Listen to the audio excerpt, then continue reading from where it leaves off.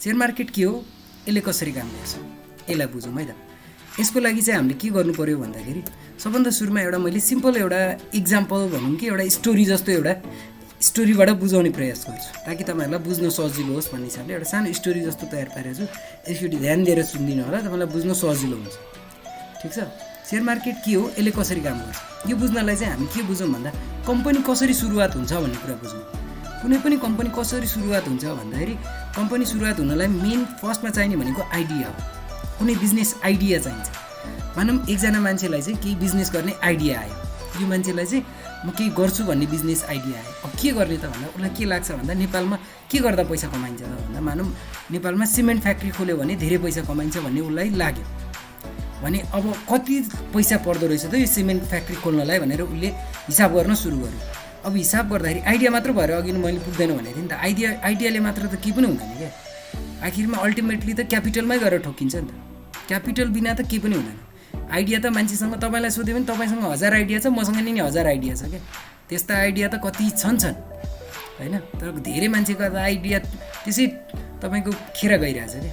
किन भन्दा त्यसलाई इम्प्लिमेन्ट गर्ने उसँग पुँजी छैन। अब उसँग नि पुँजी छैन भने यो एउटा सिमेन्ट फ्याक्ट्री खोल्नलाई 10 करोड चाहिन्छ, छैन। के गर्छ उसले के गर्छ भन्दा म एकजनासँग 1 करोड छ भने मेरो अलि धेरै पैसा भएको 1 करोड हुने साथीहरू 10 जना भेला पार्यो भने त 10 करोड भइहाल्छ नि। अनि उसले आफ्ना साथीभाइहरू भएन भने लोन पनि लिन्छ, आफ्नो नाममा छ। तर अहिले चाहिँ भनौँ यसले 10 जना साथीहरूलाई एप्रोच गर्यो, लौ न नेपालमा सिमेन्ट फ्याक्ट्री खोलौँ, नाफा हुन्छ, यो नाफा बाँडेर खाउँला नि, पार्टनर बनेर काम गरौँ भनेर उसले 10 जनालाई एप्रोच गर्यो। टेबल टक गरेर 10 जनालाई मिलेर काम गर्यो होइन। हामी मिलेर काम गरेर सिमेन्ट फ्याक्ट्री चलाउन सक्यो भने धेरै पैसा कमाइन्छ भन्ने सोच बनायो भने यिनीहरू 10 जना मिलेर एउटा सिमेन्ट फ्याक्ट्री हालिदिन्छ। अब जसको आइडियाबाट सुरु भएको छ यो चाहिँ अध्यक्ष बन्ला है। यही बन्नुपर्छ भन्ने जरुरी छैन, तर जनरली जसले आइडिया ल्याएको हुन्छ त्यसले नै लिड गर्छ। अध्यक्ष भनेको चाहिँ लिड गर्ने मान्छे होइन। यसले उसले लिडरसिप लिइसकेपछि यो 10 जना मान्छेले मानौँ 1 करोड लगानी गरेर 10 करोडमा एउटा सिमेन्ट फ्याक्ट्री राख्यो। अब यो सिमेन्ट फ्याक्ट्री मजाले चल्न थाल्यो मानौँ। ठिक छ। राख्दैमा आइडियाबाट काम गर्दैमा सबै कम्पनीहरू चल्छ, जुन हामी त्यसलाई एन्टरप्रेन्योर भन्छौँ कि। एन्टरप्रेन्योर सबै सफल हुन्छ भन्ने जरुरी छैन।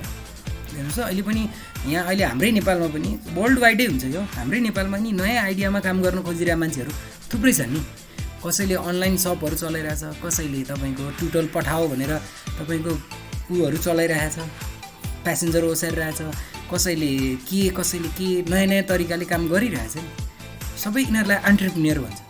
एन्टरप्रेन्योर तपाईँको 100% एन्टरप्रेन्योरमा त लगभग 10% मात्र सफल हुने हो क्या। 90% त धेरै कारणले फेलियर हुनसक्छ। किन स्ट्रगलिङ फेजमा गाह्रो हुन्छ नि होइन। अनि कसैले चाहिँ सक्सेसफुल्ली त्यो फेज पार गरेर अगाडि बढ्छ। अनि जसले त्यो सक्सेसफुल्ली पार गर्न सक्छ त्यही मान्छे भोलि गएर बिलिनियर हुने हो क्या। त्यसले त्यो एन्टरप्रेन्योरको स्टेजमा उसले धेरै रिस्क लिएको हुन्छ। जस्तो हामीले उदाहरणै हेर्नु पर्दाखेरि मार्क जुकरबर्गले फेसबुक स्टार्ट गर्दाखेरि धेरै ग्राउन्ड लेभलबाट सुरु गरे हो नि त। त्यसको आइडिया एउटा के अब उसले साथीभाइहरूसँग यसो रमाइलो गर्ने हिसाबले बनाइदिएको आइडिया अहिले यति पपुलर भइदियो, अहिले ऊ बिलिनियर भएको छ। सुरुमा त ऊ एन्टरप्रेन्योर थियो। यिनीहरू पनि 10 जना एन्टरप्रेन्योर सफलै हुन्छ भन्ने जरुरी छैन, तर मानव सफल भयो। यिनीहरू सफल भयो भने हरेक वर्ष यिनीहरूले केही न केही पैसा यहाँबाट कमाइरहेको हुन्छ। भनेपछि 2-4 वर्षमा यिनीहरूलाई के लाग्यो भन्दाखेरि होइन हामीले लगानी गरेर यो यत्रो सिमेन्ट फ्याक्ट्री यति राम्रोसित कमाइसक्यो, गुडविल पनि भइसक्यो। किन सिमेन्ट बेच्न थालिसकेपछि गुडविल पनि त भन्छ नि त। सिमेन्टको बारेमा मान्छेहरूलाई नाम पनि थाहा हुन्छ, त्यो कम्पनीको नामहरू पनि थाहा पाउन सुरु गर्छ। अब यस्तो हुन थालेपछि यिनीहरूले यो नाफा बिस्तारै यिनीहरूलाई नाफा हुन थाल्यो भने यो नाफा यिनीहरूले के गर्न सक्छ, यो नाफा यिनीहरूले बाँड्न सक्छ। तर एउटाले चाहिँ के भन्छ भन्दा यो नाफा नबाँडौँ, यो नाफालाई फेरि इन्भेस्ट गरेर यहाँबाट आएको नाफालाई फेरि इन्भेस्ट गरेर यही नाफाबाट अर्को फ्याक्ट्री राखौँ न त। माइक अफ गरिदिनु होला है। यिनीहरूसँग 2टा अप्सन हुने भयो। माइक अफ गरिदिनुहोस् ल। कसको माइक अन भइरहेछ? उमेशजी हजुरको माइक अन भइरहेछ है। माइक अफ गरिदिनु होला। केही समस्या भयो भने मात्र माइक अन गरिदिनु होला है, अदरवाइज म्युटमा बस्दिनु होला। अनि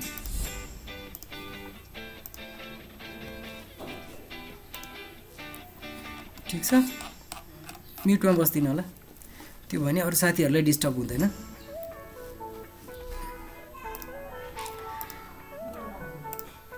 अब हामी जाउँ,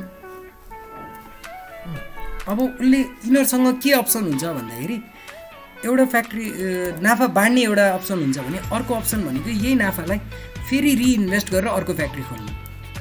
भनेपछि यो फ्याक्ट्री खोल्यो भने नि यो दुइटै फ्याक्ट्रीको मालिक त यिनीहरू 10 जना नै हुने भयो, दुइटा फ्याक्ट्रीले नि कमाउन सुरु गरिदिन्छ। यहाँबाट आएको नाफा फेरि रिइन्भेस्ट गर्छ यिनीहरूले, नाफा नबाड्ने फेरि यही पैसाले नाफा आएको पैसाले फेरि अर्को फ्याक्ट्री खोल्ने, फेरि 2-4 वर्ष फेरि कमाउने, फेरि आएको पैसाले फेरि के गर्ने रिइन्भेस्ट गर्ने अर्को फ्याक्ट्री खोल्ने। यसो गर्दा गर्दा यिनीहरूले 5-10 वर्षमा एउटा फ्याक्ट्रीबाट सुरुवात गरेको 4वटा फ्याक्ट्री बनाए। 4वटा फ्याक्ट्रीको अहिलेसम्म मालिक 10 जना मात्र छ। अब 10-10 वर्षसम्म यिनीहरूले नाफा बाँडेको छैन, रिइन्भेस्ट भइरहेछ है। यसलाई हामी बोनस सेयर भन्छौँ क्या। बोनस सेयर भनेकै रिइन्भेस्ट भएको, किता चाहिँ बढिरहेछ तपाईँको होइन, तर पैसा चाहिँ हात लागेको छैन।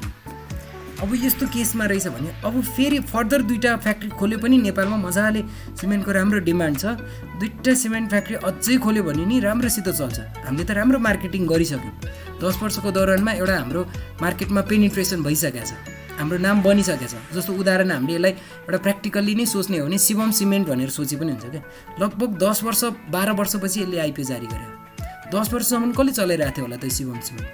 त्यही माडवाडीहरू होइन, प्रमोटर ग्रुप त माडवाडे हो। यो शिवम सिमेन्टको यो माडवाडे ग्रुपले चलाइरहेको त हो नि यो शिवम सिमेन्टलाई। यिनीहरूले 10-12 वर्षसम्म यिनीहरू मात्र मिलेर यिनीहरूकै मात्र लगानीमा चलिरहेको शिवम सिमेन्ट हो नि त। अब यिनीहरूलाई के लाग्यो भन्दा 10 वर्षमा हामीले एउटा नाम पनि बनिसक्यो। शिवम सिमेन्ट त अहिले लगभग नम्बर 1 सिमेन्ट जस्तै छ। धेरै साथीहरूले त सुन्नु नै भयो होला यो सिमेन्ट कम्पनीको नाम शिवम सिमेन्ट। अनि यिनीहरूलाई के लाग्छ भन्दा होइन 10 वर्षमा हामीले नाफा बाँडेको छैन, कम्पनी त हामीले ग्रो गर्ने, तर अब चाहिँ रिइन्भेस्ट नगर्ने, अब चाहिँ नयाँ मान्छेलाई लगानी गर्न दिने भनी यिनीहरूले सोच बनाउँछ भने अब 2टा फ्याक्ट्री राख्नलाई चाहिने 10-20 करोड चाहिँ हामी पब्लिकबाट उठाउने भन्ने डिसिजनमा पुग्छ। ठिक छ, यिनीहरू 10 जना मिलेर के डिसाइड गर्छ भन्दा अब आइपिओ गर्ने, आइपिओ गरेर पब्लिकबाट पैसा उठाएर पब्लिकलाई नै ओनरसिप दिने, अनि यिनीहरूले पनि पैसा लगानी गरिहाल्छ नि। अनि यिनीहरूको पैसाबाट यो 2टा फ्याक्ट्री चाहिँ हामीले थपिदिने, अथवा पुरानो लोनहरू रहेछ भने लोन तिर्दिने भन्ने उद्देश्यले यिनीहरूले आइपिओ। तर आइपिओ जारी गर्ने भनेकै पुँजीको लागि, कम्पनी एक्सपान्ड गर्नको लागि। जहिले पनि कम्पनीको एक्सपान्सन गर्नको लागि जनरली कम्पनीले आइपिओ गर्ने। अनि त्यति तपाईँले जति पैसा दिनुहुन्छ त्यति किता बराबरको चाहिँ तपाईँले त्यो कम्पनीको मालिक बनाइदिन्छ। यो 2टा फ्याक्ट्री राख्नलाई उसले के गरिदिन्छ, पब्लिकबाट पैसा उठाइदिन्छ। अनि यिनीहरूले पब्लिकबाट पैसा उठाउनलाई के गर्छ त भन्दा प्रक्रियाहरू पुर्याउनु पर्ने हुन्छ। सेभनमा दर्ता गर्छ, अनेक प्रकारले यिनीहरूले प्रक्रिया पुर्याइसकेपछि सेभनले स्वीकृत गर्यो भने यिनीहरूले कसलाई अफर गर्छ, पब्लिकलाई। ल हामीलाई पैसा दिनुहोस्, हामी तपाईँको पैसा हेर्नुहोस्, हामीले यो 4वटा फ्याक्ट्री त कति राम्रोसित चलाइरहेछ। प्रोस्पेक्टसमा सबै कुराहरू देखाउनु पर्ने हुन्छ क्या, कति नाफा घाटा छ सबै कुराहरू त्यहाँ उल्लेख हुन्छ। ठिक छ, यति राम्रोसित चलिरहेछ हामीलाई। अब यस्तो राम्रोसित 4वटा फ्याक्ट्री चलाइरहेको कम्पनी रहेछ भने पब्लिकले नि के सोच्छ भन्दा ठिक छ यो त राम्रो कम्पनी रहेछ, लगानी गरौँ न त, भोलि यसले ब्याङ्कले भन्दा पनि धेरै रिटर्न दिन सक्छ भन्ने एक्सपेक्टेसनले हामीले लगानी गर्ने। ठिक छ, त्यही भएर यो ओनरसिप चाहिँ उसले यो 10 जनाले पब्लिकलाई ट्रान्सफर गरिदिँदाखेरि यो 10 जनासँग यो 4वटा फ्याक्ट्री राख्ने बेलामा हेर्नुहोस् त यिनीहरूसँग कति किता सेयर भइसक्यो। हेर्नुहोस् 10 अरबको 40 अरबको यो फ्याक्ट्री हो भने 40 अरब डिभाइड बाई 100 गर्दा 40 करोड किता त यिनीहरूकै नाममा छ नि, 10 जनाको नाममा होइन र। 40 करोड किता 10 जनाको नाममा हुनु भनेको त एकैजनासँग करोडौँ किता सेयर हुनु नि त। त्यही भएर यिनीहरूको सेयर यिनीहरूले आइपिओबाट किने हुँदैन, यिनीहरूले कम्पनी सुरुवातदेखि नै लगानी गरे हुन्छ र एक लेभलमा कम्पनी पुऱ्याएको हुन्छ। त्यही भएर यिनीहरूको सेयर चाहिँ आइपिओ जारी गरेपछि, अब आइपिओ जारी गर्नुभन्दा अगाडि त 2 प्रकारको सेयरै भएन, एकै प्रकारको मात्र सेयर भयो। आइपिओ जारी गरिसकेपछि चाहिँ यिनीहरूको सेयरलाई चाहिँ अब प्रमोटर सेयर भन्न थालिन्छ। यो 10 जनाको सेयरलाई चाहिँ प्रमोटर सेयर, जुन अब आइपिओबाट इन्टर गर्छन् यो लाखौँ जनता, यिनीहरूको सेयरलाई चाहिँ हामी पब्लिक सेयर भन्छौँ। त्यही भएर कम्पनीमा 2 प्रकारको मालिक हुने भयो। एउटा यो मालिकलाई हामी बडा मालिक भन्छौँ, मेरो भाषामा म चाहिँ प्रमोटर भन्दा नि बडा मालिक भनिदिन्छु क्या, त्यो ल्याङ्ग्वेज अलिक सजिलो हुन्छ। यिनीहरूलाई बडा मालिक भनिदिने। ठिक छ, अनि जुन पब्लिक छ यो चाहिँ छोटा मालिक। किन छोटा मालिक भन्दाखेरि किता कम हुन्छ क्या यिनीहरूसँग, सङ्ख्या मात्रै धेरै हो यिनीहरू, हरेकसँग 20 किता 30 किताभन्दा धेरै हुँदैन, सङ्ख्या मात्रै धेरै, लाखौँमा। बुझ्नु भएको छ। अब कम्पनीमा अलिक बढ्ता दखल कसको हुन्छ भन्दा प्रमोटरको हुन्छ, किन उनीहरूको आइडियाबाट, अनि उनीहरूको हुनु पनि पऱ्यो, किन कितै धेरै हुन्छ। अनि यो त तपाईँको इक्विटी सेयर हो। इक्विटी भनेको जसको धेरै किता हुन्छ सेयर त्यो नै त्यो कम्पनीमा त्यति नै हाबी हुने हो क्या, त्यसको त्यति नै कुराहरू चल्छ त्यहाँ। हामी अब 10 किताले हामीले अब एजिएममा गएर भोटिङ गरे पनि नगरे पनि हाम्रो त्यो 10 किताको भ्यालु के, हामीले भोटिङ गरे पनि नगरे पनि खासै फरक पर्दैन। तर लाखौँ किता हुने मान्छेले भोटिङ गर्दा र नगर्दा धेरै फरक पर्छ। त्यही कारण हामी जनरली एजिएममा नि गइरहेको हुँदैन कि 10 किते 20 किते जाने तपाईँको नै अधिकार हो। किन कम्पनी एक्टले सबै सेयर होल्डरलाई बराबर ट्रिटमेन्ट दिन्छ। सबै एक किताको जति भ्यालु छ, प्रमोटर होस् कि पब्लिक होस्, एक किताको जति अधिकार छ सबै किताको उति नै अधिकार छ, प्रमोटर होस् कि पब्लिक होस्। एक किता बराबर एक भोट। त्यही कारणले तपाईँको ओनरसिप चाहिँ इक्विटीमा कम हुने भएर, प्रोपोर्सनेटली तपाईँको कम हुने भएर तपाईँले भोटिङ गरे पनि नगरे पनि, तपाईँले के त्यो कम्पनीमा चासो देखाए पनि नदेखाए पनि खासै त्यसले फरक नपार्ने भयो। प्रमोटरको इन्टेन्सनले चाहिँ धेरै फरक पार्ने भयो, किन यिनीहरूसँग धेरै किता सेयर हुन्छ। त्यो मात्र होइन, सुरुवातदेखि लगानी गर्ने भएर यिनीहरूलाई धेरै आइडिया हुन्छ क्या। जस्तो फेसबुकमा मार्क जुकरबर्गै निस्केर जाने हो भने कम्पनी कसरी चल्ला क्या, उसलाई कसरी चलाएको त्यो सब आन्द्राभुँडी सबै थाहा छ। कसरी त्यो कम्पनीको सिस्टम कसरी चलिरहेछदेखि लिएर सबै कुरा थाहा छ। अब भोलि मार्क जुकरबर्गले ल मलाई त पुग्यो फेसबुकमा छोडेर हिँड्छु, मेरो सबै सेयर बेचेर हिँडिदिन्छु भन्यो भने त्यो कम्पनी चल्ला भन्ने अलिक डाउट हुन्छ क्या। तर कुनै पनि कम्पनीमा प्रमोटरले आफ्नो सेयर बेचेर निस्किन्छ भने त्यहाँ चाहिँ हामी डाउट गर्छौँ कि किन प्रमोटरलाई के थाहा भयो भन्दा यो कम्पनी अब चल्दैन, यसबाट जति सक्छ चाँडै निस्के हुन्छ भन्ने हिसाबले उसले बेच्यो कि भन्ने शङ्का हुन्छ क्या। त्यो प्रमोटरले सेयर बेच्छ, बेच्न कठिन छ तैपनि बेच्न मिल्छ। तपाईँलाई यो कुराहरू थाहा भयो, प्रमोटर सेयर बेच्दै निस्किँदैछ भन्ने तपाईँलाई थाहा भयो भने यस्तो केसमा तपाईँ अलिक सतर्क बन्नुपर्छ है। प्रमोटरले सेयर बेच्नु भनेको एउटा अलार्मिङ सिचुएसन हो क्या कुनै पनि कम्पनीको लागि। पब्लिकले त मतलबै भएन, पब्लिक त जो आओस् जो गओस् त्यसको हामीलाई मतलबै हुँदैन। ठिक छ, यतिसम्म हामीले बुझ्यौँ है। यो बुझिसकेपछि अब प्रमोटरलाई त हामीले सेयर बेच्न नदिने भन्यौँ, पब्लिकलाई पनि यसरी बाँधेर राख्ने भन्दा नराख्ने। किन भन्दा पब्लिकले त थोरै लगानी गरे हुन्छ, त्यसमाथि उसलाई भिजन पनि हुँदैन, कम्पनीको बारेमा भिजन पनि हुँदैन, कसरी कम्पनी चलिरहेछ केही थाहा हुँदैन। अनि यस्तो मान्छेले पनि कम्पनी ग्रो गर्नलाई सहयोग चाहिँ गर्दैन भनेपछि यिनीहरूसँग पैसा त उठाउनु। तर यिनीहरूलाई भोलि पैसा समस्या पऱ्यो भने कम्पनीले फिर्ता गर्न सक्छ कि सक्दैन भन्दा सक्दैन। अब के गर्ने, हामीले पैसा फिर्ता गर्नु। जस्तो यसले आइपिओ भर्यो, एकजना मान्छेले आइपिओ भर्यो, केही थाहा छैन, हल्लाकै भरमा भर्यो। 3 महिनापछि यसले के भन्न थाल्यो भन्दा मैले त 4000 लगानी गरेको थिएँ, कहाँ गयो पैसा, कहाँ गयो 4 किता मैले भरेको थिएँ, 40,000 को भरेको थिएँ, कहाँ गयो होइन, के भयो भनेर त्यो कम्पनीमा जस्तो तपाईँले एनआइसी एसिया लघु वित्तमा भर्नुभएको थियो भने एनआइसी एसिया लघु वित्तमै गएर ल न मलाई पैसा फिर्ता दिएँ, मैले त के बुझ्दिनँ सेयर के हो, एउटा साथीले भने भरमा मैले किनिदिएको, थाहै छैन के हो, मलाई अरू केही चाहिँदैन, मेरो साउ मात्र 4000 मात्र मलाई फिर्ता दिनुहोस् भनेर यसले माग्न गयो। किन हामी त जनरली के गर्छौँ भन्दा जसले पैसा लिएको त्यहीसँग माग्न जाने हो। हामीसँग पैसा मागेको एनआइसी एसिया लघु वित्त लियो, ठिक छ, यो मान्छेलाई मानौँ 40 किता पऱ्यो, त्यसको अर्थ भनेको 4000 ल 20 कितै पऱ्यो भनौँ न, प्र्याक्टिकली 20 किता जति पर्ला।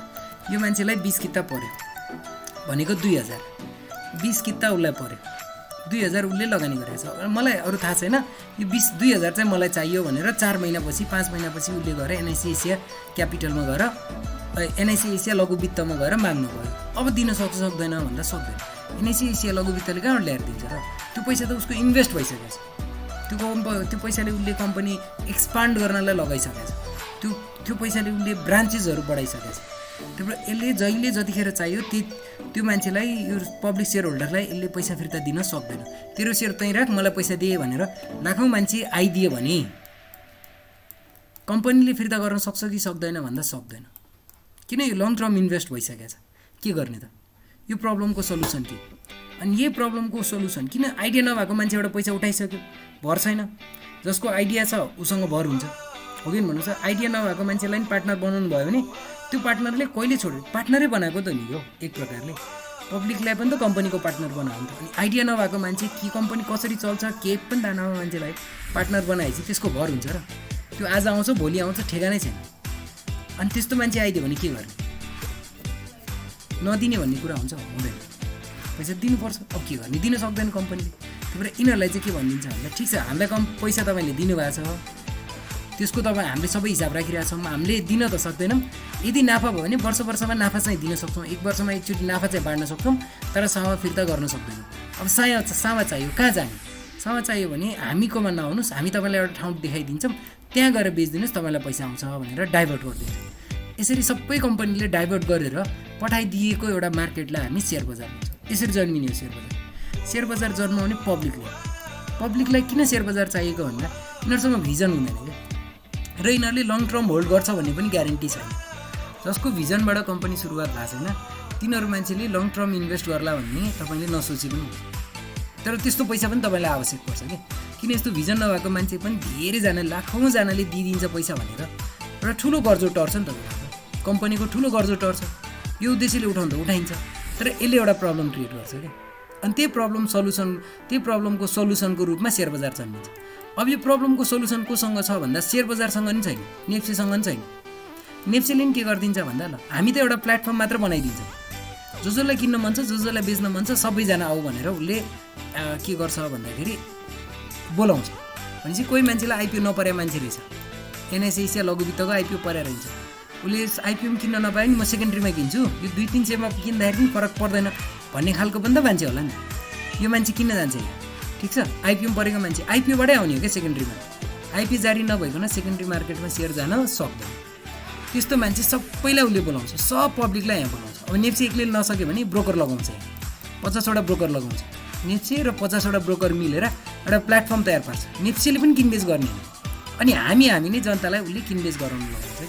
अनि उसको सेयर उसलाई अनि हामी भनेपछि पब्लिकको समस्याको समाधान पब्लिकसँगै छ। नेप्सीले चाहिँ एउटा प्लेटफर्म मात्र बनाइदिन्छ, किन्ने र बेच्ने एउटा प्लेटफर्म। यो त मालपोत जस्तो हो क्या। मालपोतमा तपाईँ जानुहुन्छ भने तपाईँ हाम्रो जग्गा मालपोतले कहिले नि किन्ने होइन क्या। किन्नेमा तपाईँले बेच्नुहुन्छ भने नि त्यो मालपोतले किन्ने होइन, तपाईँ किन्न जानुहुन्छ भने त्यो मालपोतले तपाईँलाई त कुनै पनि जग्गा तपाईँको नाममा नामसारी गरिदिने होइन। के हुन्छ होला भन्नुहोस् त मालपोतले त मध्यस्थकर्ता अथवा भनौँ रेकर्ड मात्र राखिदिने उसले। मालपोतले के गर्छ, कोही न कोही एकजना किन्ने मान्छे तपाईँले किन्न खोज्नुहुन्छ भने कोही न कोही एउटा बेच्ने मान्छे त तपाईँ आफैले खोजेर जानु पऱ्यो, कि दलाल लगाएर ब्रोकर लगाएर भए पनि खोजेर जानु पऱ्यो। त्यही होइन त, दुईजनै मान्छे तपाईँ मालपोतमा नगएसम्म त्यो घर जग्गा नामसारी हुन्छ कि हुँदैन भन्नुहोस्? हुन्छ, हुँदैन। मालपोतसँग के पनि छैन, त्यो एउटा आँखडा मात्र हो, तपाईँको नामसारी गर्ने एउटा अफिस मात्र हो मालपोत भन्ने। भनेपछि सेयर बजार भनेको सेयरको मालपोत जस्तो मात्र भयो क्या। यो सेयर त किनबेच हामीले नै गर्ने, हामी बिचमा, ठिक छ। अब घर जग्गामा चाहिँ आफैले ग्राहक खोजेर जानु पऱ्यो। तपाईँलाई बेच्नु छ भने किन्ने मान्छे खोजेर जानु पऱ्यो, तपाईँलाई बेच्नु छ भने किन्ने मान्छे खोजेर जानु पऱ्यो, किन्नु छ भने बेच्ने मान्छे खोजेर जानु पऱ्यो। तर सेयर बजारमा चाहिँ यस्तो हुँदैन। यो चाहिँ नेप्सीले नै एउटा प्लेटफर्म बनाइदिएर तपाईँले किन्न खोज्दा नि बेच्न खोज्दा नि इजिली पाउने एउटा वातावरण तयार पारिदिन्छ। कसरी तयार पारिदिन्छ यो कुरा हामी पछि बिस्तारै बुझ्दै जान्छौँ है। सेयर बजारमा चाहिँ यस्तो हुँदैन, कसले किनिरहेछ कसले बेचिरहेछ तपाईँलाई नै थाहा हुँदैन क्या, पब्लिकलाई नै थाहा हुँदैन।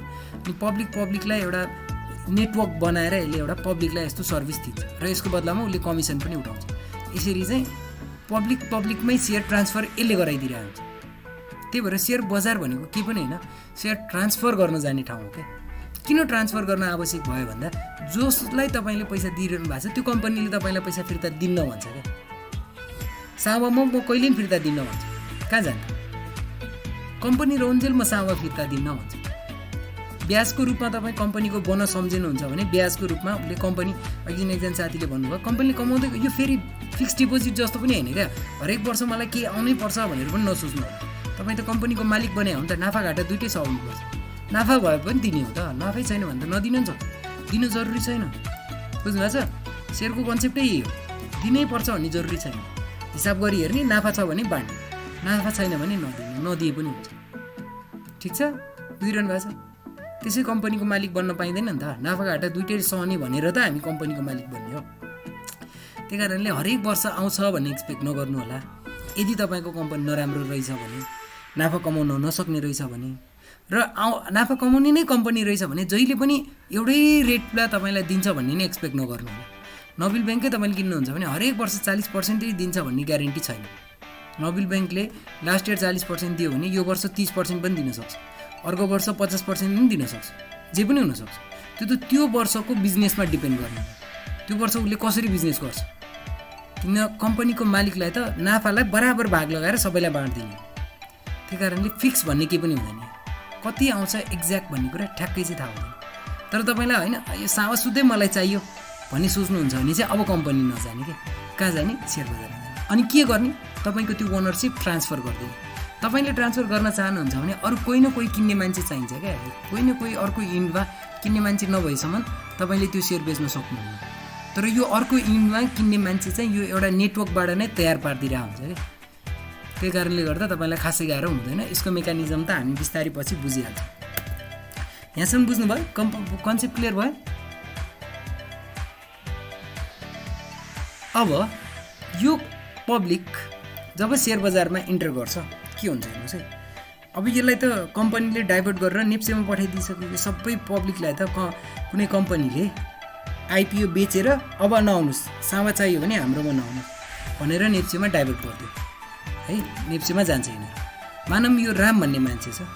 यो राम भन्ने मान्छेलाई मानौँ 10 किता सेयर पऱ्यो। 10 किता भन्नुको मतलब 1000 रुपियाँ होइन त। उसले 1000 रुपियाँ कम्पनीमा इन्भेस्ट गरेको छ। एनआइसी एसिया लघु वित्तमा इन्भेस्ट गरेको छ। एनआइसी एसिया लघु वित्त भन्ने कम्पनीमा इन्भेस्ट गरेको छ। अब यो लिस्टिङ भयो, 3 महिनापछि मानौँ लिस्टिङ भयो, नेप्सेमा लिस्टेड भयो। अनि यो लिस्टेड हुँदाखेरि ओपनिङ रेन्ज उसले पायो मानौँ 300 र पहिलो कारोबार 300 मै भयो भने अब यो रामलाई के लाग्छ भन्दाखेरि ओह मैले त 10 किता 1000 मा किनेको होइन, 10 किता मैले 100 मा किनेको, 100 इन्टु 10 गर्दाखेरि मैले 1000 रुपियाँ लगानी गरेको। अहिले बेचेँ भने त मलाई 3000 आउँछ, किन 10 इन्टु 300 ले गरेर 3000 आउँछ। ओहो 4 महिना त पैसा 3 गुणा भयो होइन। यसलाई यस्तो लाग्न थाल्यो भने यसले के गर्छ भन्दा होइन यार 3 गुणा भयो, फेरि भोलि घट्यो भने त यति पैसा पनि आउँदैन भन्ने रामेलाई लाग्यो भने उसले के गर्छ भन्दा बेचिदिन्छु म, किन नबेचेसम्म पैसा आउँदैन, कम्पनीले त किन्ने होइन, कहाँ जान्छु त, नेप्सेमा गएर बेचिदिन्छु भनेर रामेले सोच बनाएर नेप्सेमा आयो। उसले बेच्न आयो भन्दैमा उसले बिक्री हुन्छ है भन्ने ग्यारेन्टी छैन।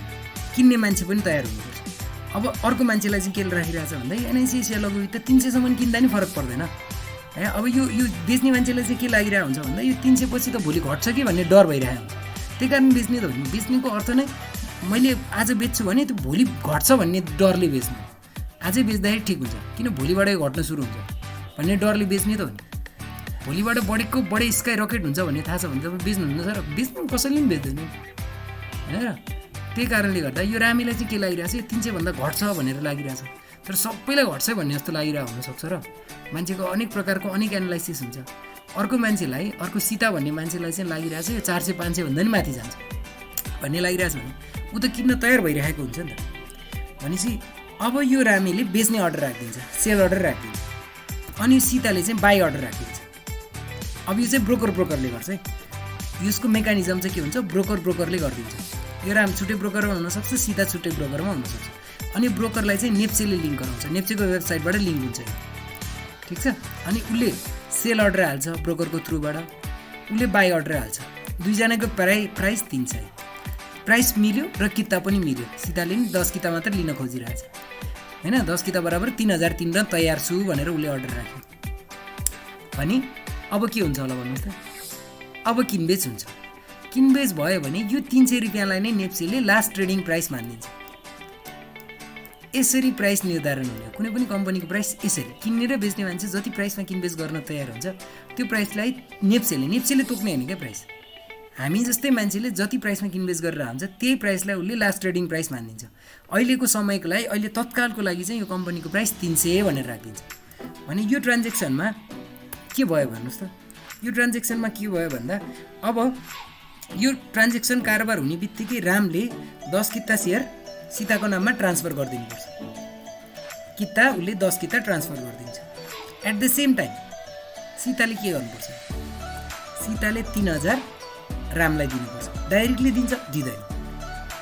के हुन्छ भन्दा पहिला यो रामले मेरो सेयरको थ्रुबाट इडिआइएसबाट उसकोमा भएको 10 किता सेयर ब्रोकरको नाममा नामजारी गरिदिन्छ।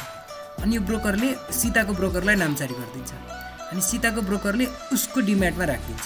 सीताकोमा 10 किता आइपुग्यो। यो एउटा फ्लो चाहिँ तपाईँको के भइदियो, किताको फ्लो भयो।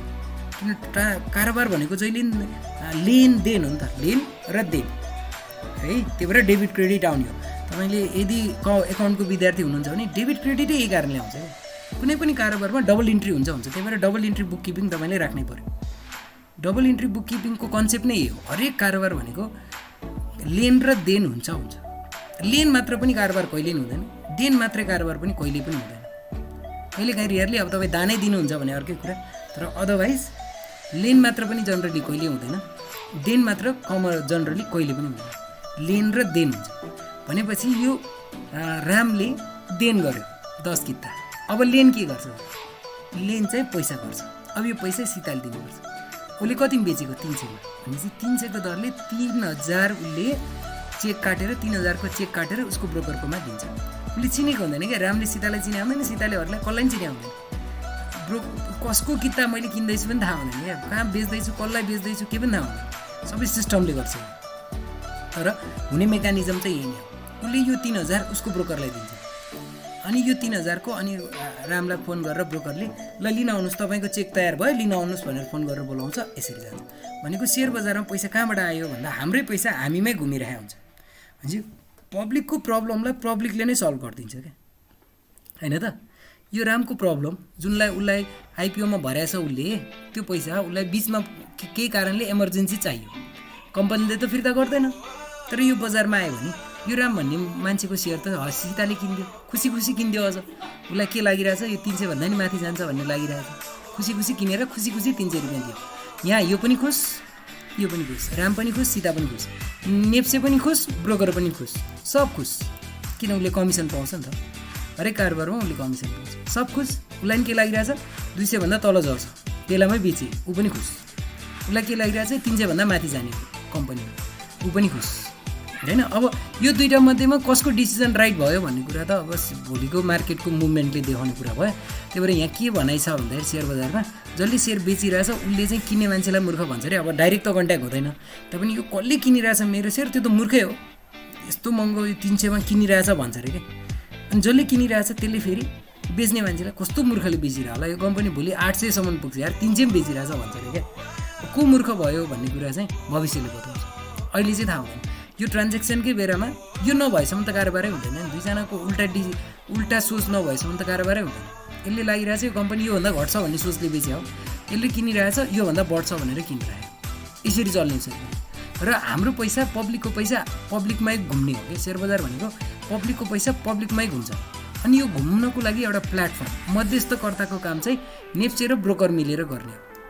जस्तो हामीलाई अहिले गुगल मिटले हामीलाई सहयोग गरिरहेछ नि, मध्यस्थकर्ता। हामीले सेयर ट्रेनिङ दिइरहेछौँ, तर मध्यस्थकर्ताको काम कसले गरिरहेछ? एउटा प्लेटफर्म तयार कसले गरिरहेछ?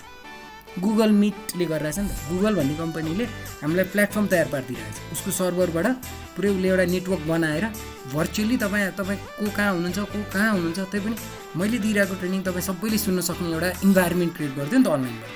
यो नेप्से र ब्रोकरले नि यस्तै इन्भाइरोमेन्टमा त क्रिएट गर्ने हो कि। ट्रेड चाहिँ हामीले नै गर्ने, हामीमै घुमिरहेछ, बुझ्नुभयो? र हामी जति प्राइसमा किनबेच गर्न तयार हुन्छौँ त्यही प्राइसलाई नेप्सेले लास्ट ट्रेडिङ प्राइस भन्छ। उसले पनि प्राइस निर्धारण गर्ने हो। यहाँ राम र सीताले 300 मा किनबेच गर्न तयार भयो, त्यही भएर यो कम्पनीको प्राइस त्यो समयमा 300 भयो। अनि 1-2 महिनापछि फेरि बढ्दै गएर सीताले बेच्ने समयमा मानौँ फेरि कति भयो? 400 भयो। अब सीताको लगानी भनेको त 300 इन्टु 10 किताले 3000 लगानी गरेको 4000 भइसक्यो।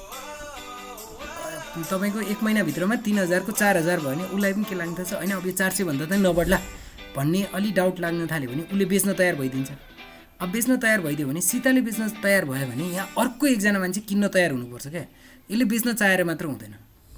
नि यो कसरी हुन्छ यसको मेकानिजम हामी पछि बिस्तारै वेबसाइटहरू हेर्न थाल्दाखेरि बिस्तारै क्लियर हुन्छ क्या। यो झन् प्र्याक्टिकली हेर्न थालेपछि मैले चाहिँ अहिले थ्योरिटिकल बताइरहेको छु, पछि म प्र्याक्टिकली कसरी भइरहेछ भन्ने कुराहरू पनि वेबसाइट हेर्न सिकाएपछि बताउँछु है त।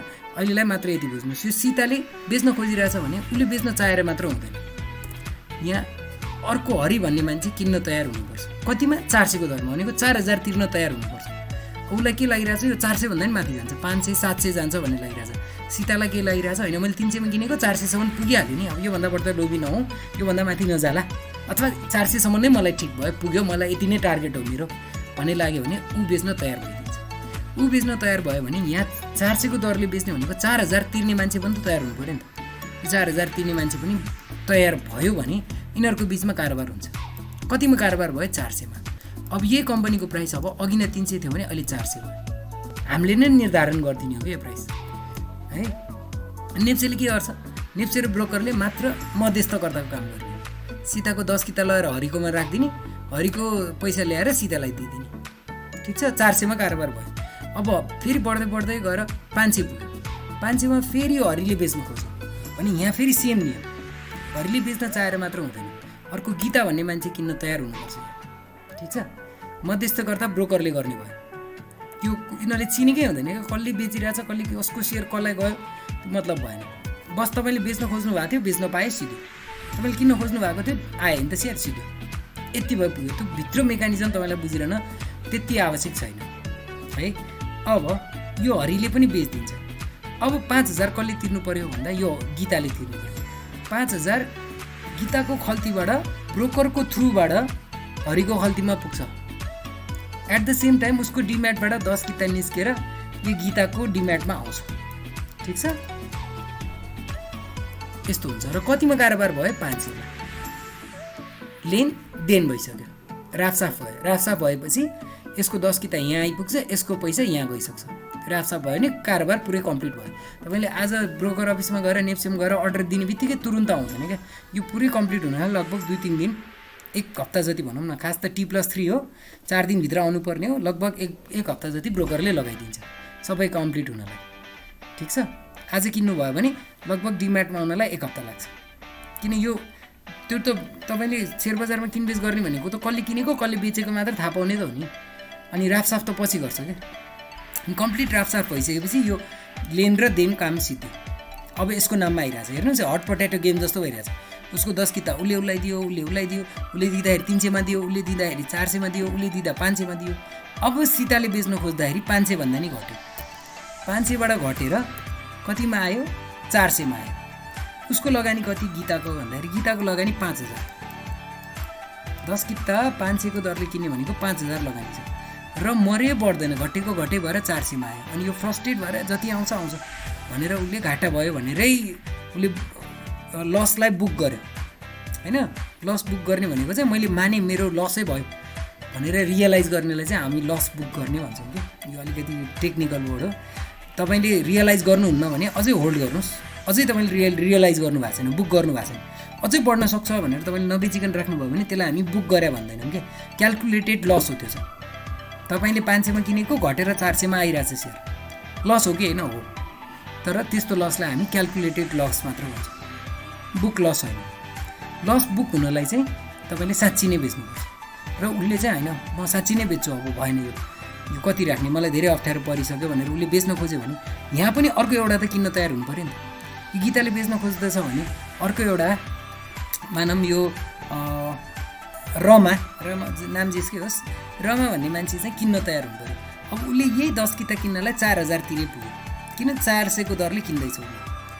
हेर्नुहोस् है, यो रामेलाई परेको 10 गीता हो, रामेबाट यसकोबाट यो 10 गीता यहाँ आइपुग्यो। अब उसले 400 मा किन्छ भन्नुको अर्थ चाहिँ यही 10 गीता उसलाई ट्रान्सफर गरिदिने हो।